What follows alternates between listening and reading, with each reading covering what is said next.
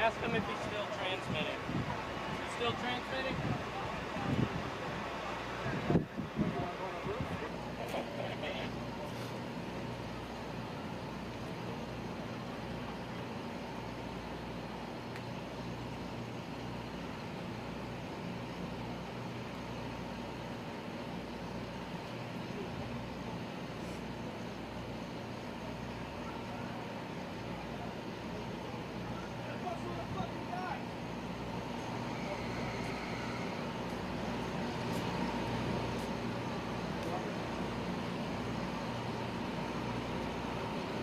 Real quick. Hold on, yep, we're quick. It's gonna take 2 seconds to fire this up. Hold on. Speak, go. Your name, ma'am? Barbara Crowley. C-R-O-W-L-E-Y. NYU Medical Center. Okay, tell me what you know. All I know at this point is they're trying to establish an outdoor hospital facility like we've set up at Chelsea Piers, a triage unit, for the personnel that are attending to the scene, not to the injured in the scene. They can't get in to get any casualties out at this time. They don't know the extent of it at this point. What we're doing now is going up to get medical supplies, to bring down trauma physicians down here, to set up the surgical unit and the triage unit down here, in addition to, if anybody out there can help, any vendors who have food or supplies. The firemen have no food, nothing but snacks. They need fluids, they need water, and they need protein foods. This is just the beginning of what they're facing. So we need masks. We need TB masks. Holy shit! What is it? It just went down. What just went down? World Trade 7. It did go down before. No, 7, number 7. Oh my God! Oh my God! They're running! Terrence! The whole building just collapsed. Terrence! Terrence! Shot his woman crime. Shot his woman crime. Right here. Nice. Let's go. Come on, let's go. Hey, sorry. Get off. Let's go.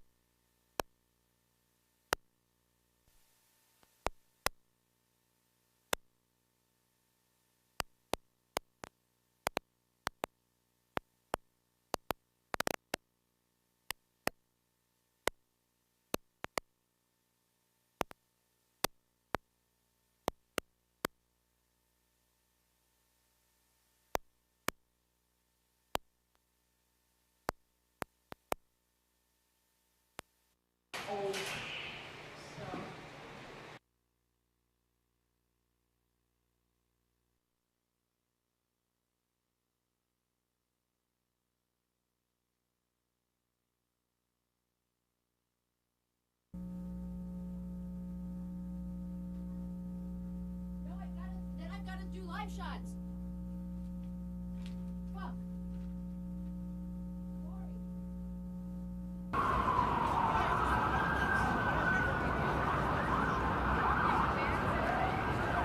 Coming through. Thank you.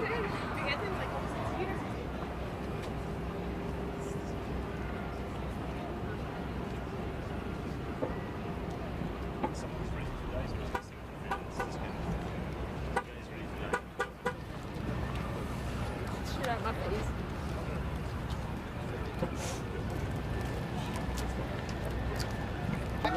Following from the Pentagon hours after a plane crashed into the building. A portion of the...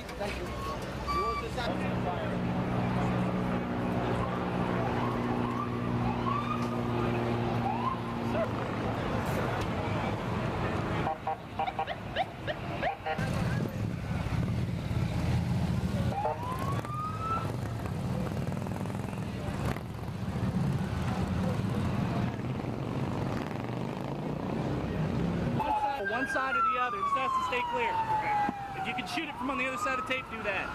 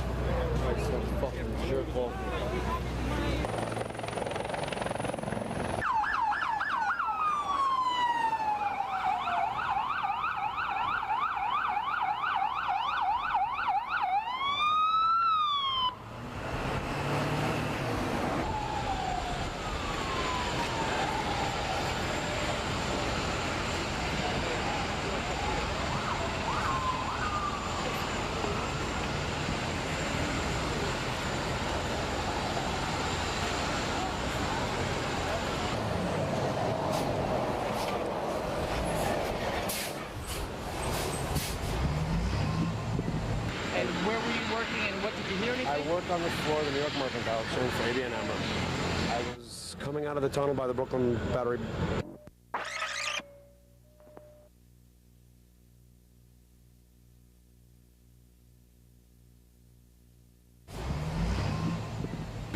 Where were you working and what did you hear anything? I work on the floor of the New York Mercantile Exchange for ABN AMRO.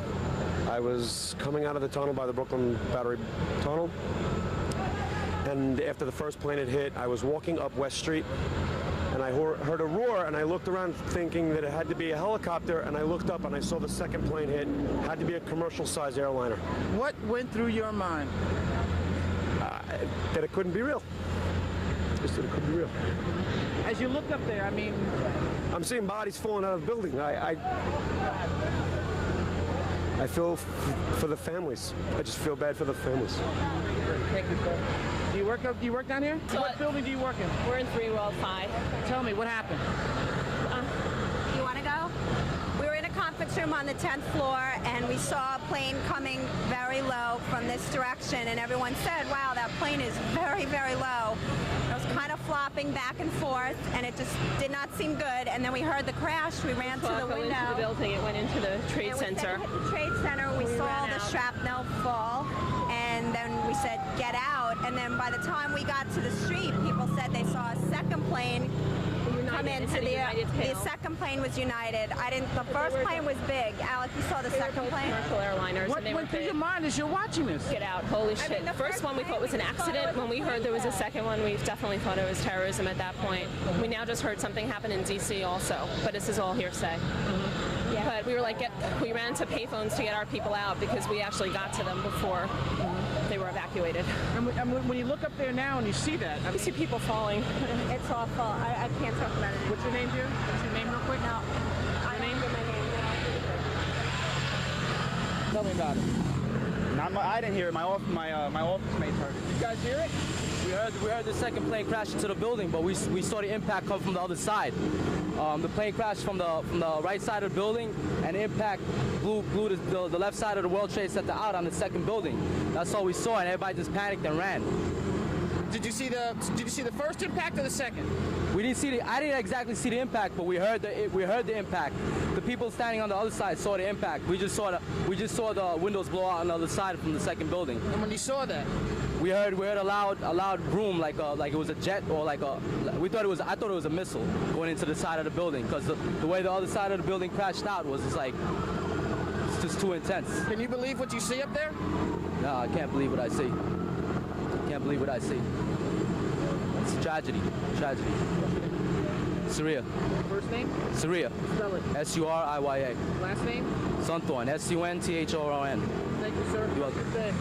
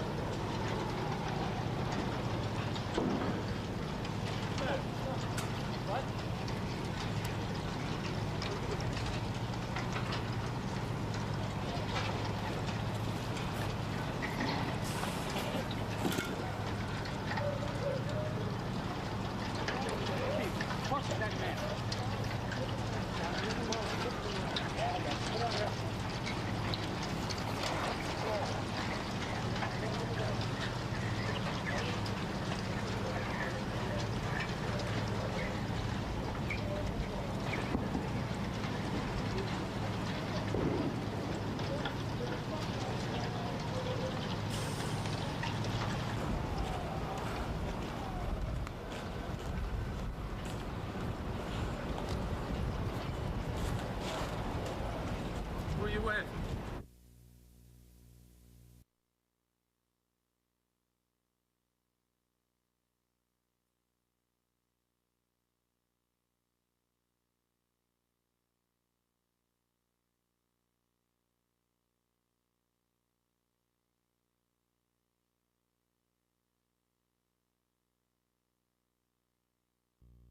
Westbound on the LIE shut down heading into Queens, westbound Northern Boulevard. Also closures through this area from Glen Cove Road out to Lakeville Road. This is due to emergency vehicles trying to gain access to the hospitals out in Long Island. So certainly trying to get folks some help through these areas as well. Northern State Parkway shut down at the Queens line along the Southern State Parkway at Meadowbrook. So certainly try to avoid these areas at all costs at this point. Eastbound 80 express lanes closed at exit 62. The local lanes shut down at 95. Westbound sides closed at exit 4 at this point. Northbound on the New Jersey Turnpike is open now north of interchange 11. Now the east and western spurs also have been reopened, but northbound 95 and eastbound on the Newark Bay extension, that does remain closed at this point. Southbound on the Palisades Parkway closed at exit 2. Also eastbound Route 4 at Jones Road shut down. Eastbound Route 46 at 5th Street, and along with eastbound Route 3 at the New Jersey Turnpike as well. Northbound routes 1 and 9 closed at the Pulaski Skyway, along with Route 7. That is also shut down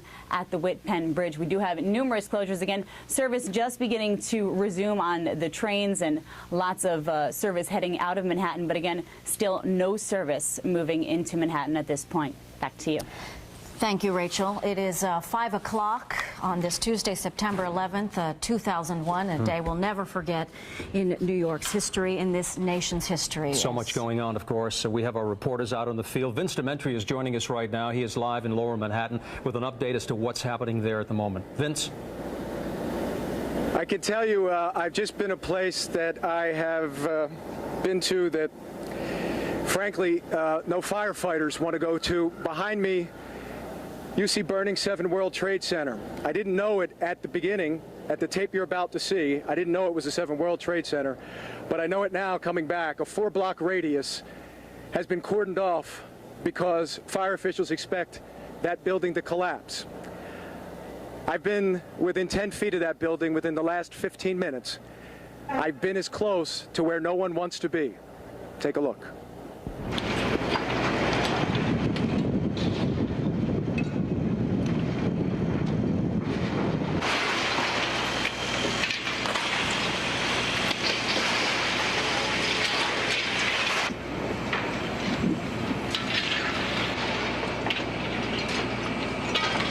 When you first saw it and walked up to it, you heard it as you were racing to it, but to see it's another thing. What's the first thing that went through your head just after initially seeing it? I just wanted to cry, to be honest with you. It's terrible. We are in an abandoned skyscraper, and quite frankly, I don't even know where I'm at. I see a sign outside that just gives me a reference of Barclay Street. As you can see all around here, the windows have been blown completely out. And as we take a walk towards the front of the building here, you want to take a look outside. If you have never been to war, like I have never been to war, then this is what it looks like. We don't know what that building is. We don't know where this building is, but they're obviously on fire. Maybe there's a chance that they could collapse. I've been on this earth for 37 years. I've never been to a war, but I can only imagine that this is as close as I've ever come. It's an unbelievable sight. I've never seen something like this. And I'm 20 years on this job. This is the worst I've ever seen it before. It's unbelievable, the devastation. We got burnt cars. We have the top of the World Trade Center toppled onto the street. We have we don't know how many people are missing right now. We don't have that number yet, but I'm sure that there is. I've heard reports that there are just bodies littering the street. Well, there's reports of people trapped inside the building, but we haven't gone. We can't go in yet until the fire's under control.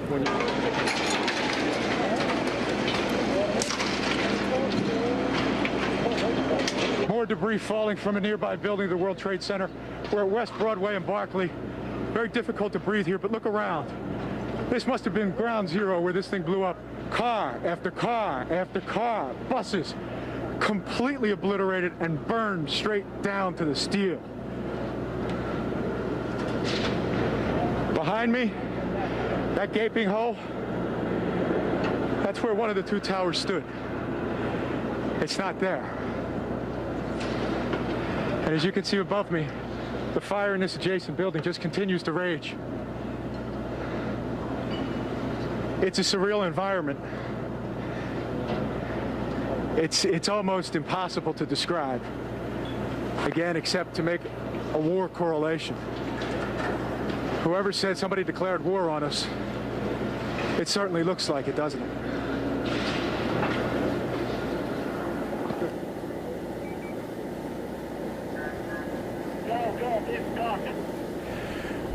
Vince, can you hear us now? The firefighter that you heard in that piece, his name is Lieutenant John Ginta. He talked about wanting to cry at the sight of what he saw. I can now identify with what he's talking about. He talked about bodies in the street. I didn't see any. He talked about people being trapped in that rubble. But as many of you well know, and frankly, I'm not sure who's on the anchor desk, but I have many friends in the law enforcement community. And I've talked to friends of theirs today. And I found out that many of my friends are in that building, one or two that have collapsed. And you try to distance yourself from this stuff, but when it hits home, it's a far different story. So my prayers right now go out to their families and the families of everyone who's been affected by this. I'll throw it back to you in the studio. It's, we join you in what you have just expressed, and we're also very sorry about the personal involvement that you have in that story. Can you stay with us for a moment, Vince? Sure. Is this Ernie? Yes, Ernie and Dana. You described what is very much the warlike atmosphere there, and seeing you with your mask on and walking through was just incredible, and that's compelling television, if you will, not to mention the magnitude of the loss here and the depth of the story. How did you get in there? Well, we just, you know, again, you hate to make these war correlations, but my photographer and I, Terrence, you know, we just went from street to street, building to building, alley to alley, and we just weaved our way in. You know, when we got as far as we thought we could go, we talked it to each other, and of course safety was amongst our concern. And we just said, let's just keep going. Let's see how far we can get to this without endangering our own safety. And when you saw how close we got to what I now realize behind me, 7 World Trade on fire and expected to collapse, you know, what was really frightening is that when we were looking around, there was nobody there. It was us, and that was it. And I think at that point the realization was that we were really in a place where we really just needed to get as much video as we possibly could to show everybody just the total devastation and the destruction, and then just get out. Well, it was dramatic to watch, and we also have some video right now that we're looking at. You interviewed one of the firefighters there. You were talking about the number of people that are missing. He said that they don't know. There are many trapped inside, but they can't go in, I heard him say, until that fire is under control. Do you have anything more on that as to when they might be able to get in there? Ernie, all I can tell you is that everyone that is talking to me right now, fire officials, police officials, emergency officials, are telling me they'd love to go in there and do whatever they can to try to rescue anybody that might still be alive, but they can't. There are too many things on fire. There are too many buildings that they are concerned with collateral damage that could collapse at any minute.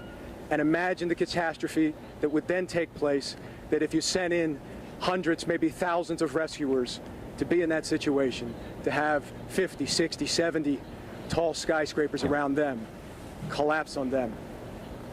It's wrenching their hearts. This is what they get paid to do.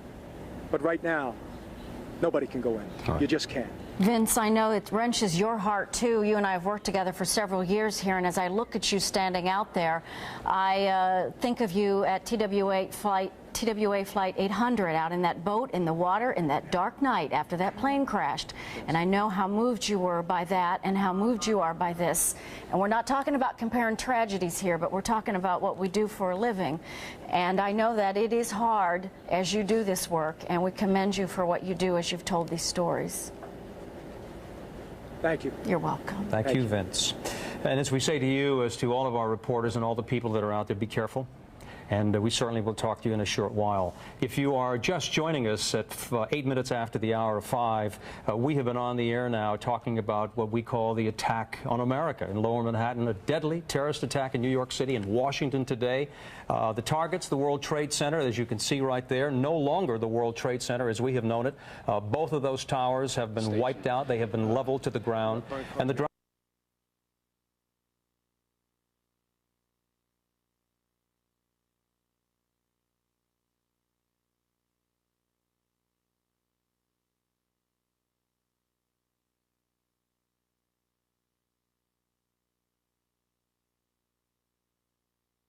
We're going to go back to Vince Demetri now, who is right in the area of where Building 7, the World Trade Center, collapsed just moments ago. Vince appears to be getting ready. I want to make sure Vince can hear us. Vince, can you hear us yet? Again, that building collapsing just moments ago, 47 stories down there on Vesey Street. Vince was across the street from that building just moments before it collapsed, and then went ahead and filed a report a few minutes ago telling us about what he saw to be ground zero there. Burned out cars, debris everywhere. Again, you'll take a look at it. Again, this is not one of the Twin Towers. This is a building that fell just moments ago. It had been burning for hours. There's Building 7, 47 stories down to the ground. But thank goodness Vince had the foresight to move, and we're looking to hear from Vince here. I think the most eerie thing was to look at the videotape of Vince and his photographer walking around the area and seeing how desolate it was. Yes. No bodies, burned cars, debris, parts of buildings, not too far away from where they stood, what was where one of the towers had been standing. And again, we're waiting for Vince to talk to us. But again, Building 7 has gone down. We should also point out, we believe that firefighters, rescue teams, and police had moved back from that building before, what you're about to see again here on videotape, knowing that fire could not be fought because of the instability of the structure, because of the fire that had burned since shortly after 9 o'clock this morning. Dana Tyler is joining us in the Information Center. She has some new information for us. Dana. Angela and Todd, as we check how tomorrow will work in Manhattan, specifically Lower Manhattan, we have gotten word that all U.S. markets will be closed again tomorrow. The SEC will announce tomorrow when trading will resume, but at this point it is put at until further notice. The commodities exchange included here, futures exchanges, equities and bonds, and also many businesses, investment firms who had their offices in the World Trade Center as well as surrounding businesses. The World Financial Center, which is along the Hudson River there, that also affected the New York Mercantile Exchange there. They will be closed. And this has an effect worldwide. The London Stock Exchange evacuated its building, moved trading to another spot today. The Toronto Stock Exchange mid-morning ended trading. In Taiwan, they're half a day ahead of us. No business for tomorrow. And the German Stock Exchange evacuated today because of a bomb scare. Also, from business news to boating news, here in Manhattan, Spirit boats. You know, a lot of people commute by boat in this area along the Hudson and New York Harbor and East River. Spirit cruises have been working very hard all day. 3 large Spirit boats. These boats can carry 300 to 550 passengers. So far today, they've carried up to 6,000 people, taking them from Chelsea Piers over to Weehawken, people who couldn't get out of Manhattan but needed to get to New Jersey. So Spirit Cruises will continue to offer this service as long as it takes to get through this crisis. Todd and Angela, back to you. Dana, thanks. You know, we've seen the incredible footage of the second plane as it crashed into the second tower of the World Trade Center. Now I understand we have exclusive video of the first plane. We want you to take a deep breath before you watch this. We'll be seeing it, as you will, for the first time. Exclusive video of the aftermath of the impact of that aircraft. We're going to try to... There it is. Oh, my God. It appears to just split the building in half. Again, we believe that is Flight 11. American Airlines Flight 11 from Boston to Los Angeles that was hijacked and flown directly into the South Tower. Okay, I'm just being told that that is actually video of the second plane. It makes more sense because of the smoke billowing out of what appears to be the South Tower there. So that's another angle of it, because we've seen just a shadow of it. Exactly. In fact, that second plane, which was United Airlines Flight 175, you have seen it as it circled around behind the towers and struck the towers from behind, from the vantage point where our cameras actually captured it. This time you're seeing it as it makes its impact directly into the building. There it is again. Here it is. I'm not sure exactly how you describe this. No. It's unbelievable. To think of the people there unsuspecting. It looks like animation. It doesn't even look like it's real. Oh. And again, that is obviously the second aircraft hitting the North Tower of the World Trade Center within about an hour from this moment. Actually 90 minutes, both towers were gone, collapsed into a heap of about 15 stories of rubble. We actually have a witness who saw this today. Let's hear what they have to say. Great. There was an explosion. We were on the support floor, which is a basement. Guy came in running. All his skin was out of his body. Oh my God. All his skin was out of his body. We took him out. We ran out. We heard a lot of rumbling. I went back in. There was a lot of smoke. We went up by the stairs with the Port Authority police to start rescuing people. A lot of people were coming out. But there was a lot of people that stayed there. We brought a lot of people on wheelchairs and a lot of people on gurneys, all people that couldn't make it because there was no elevator service. The elevator went out. While we were there, we heard an explosion, and it was on the radio. We were told that it was the 65th floor collapse. So at that moment, we couldn't continue going up. As it is, when I came out, there were still firemen there before the building collapsed. There were people on the 34th floor, and on the 36th floor, 37th floor, and 39th floor. And we're talking about 30 firemen. That were up on those floors? That were on those floors. When it collapsed? When it collapsed. So I don't know what happens to them. I know the officer that was helping me. We don't know what happened to him. This officer Lim from the Port Authority Police. We have no contact with him. I've been looking for him. While we came out on the floor, on the lobby, there were still people on the floor, dead on the floor. There was a person encrusted on the floor. That's how big the impact was. As soon as we came out, we heard that the building was falling. We started running. We went inside, right under the fire trucks because there was nowhere to go. Me and another 3 firemen, we went on one of the fire trucks, and everything fell. Everything fell on top of it. So we almost get crushed over there. We were taken out of the truck. Well, tell me a little bit about the emotional impact that this has had on you witnessing what you did. I was on when the bombing happened years ago, and this is the worst I ever seen. Doesn't compare at all. We're talking about the worst thing I ever seen in my life. Nothing compares to it.